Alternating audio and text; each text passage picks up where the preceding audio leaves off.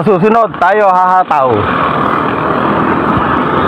Ayan, ayan guys, ang mapagpalang umaga sa ating lahat. Ayan, mulit-muli na naman maglalaboy si Boknoy Palaboy.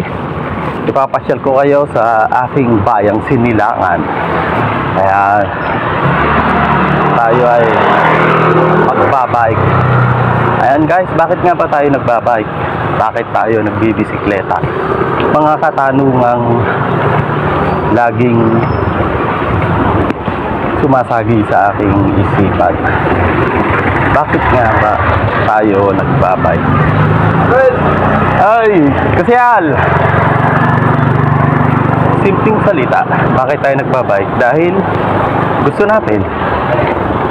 Dahil sa magandang benepisyo para sa ating katawan.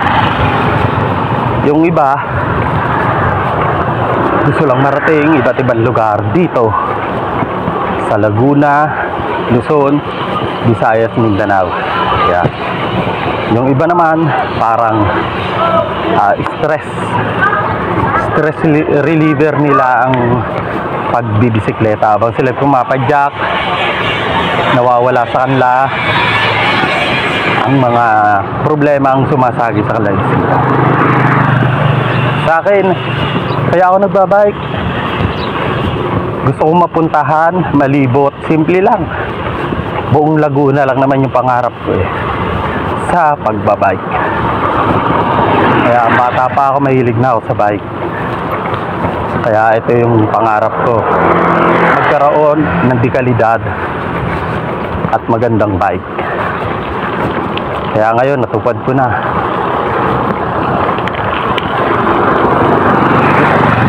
Sobrang babaw lang naman ang pangarap ko magkaroon ng magandang bike.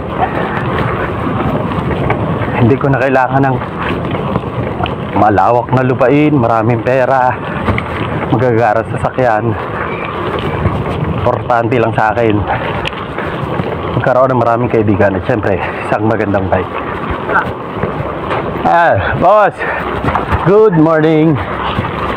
Boss Chan, yung hindi mo na kailangan magpayaman, importante marami kang kaibigan. Yan.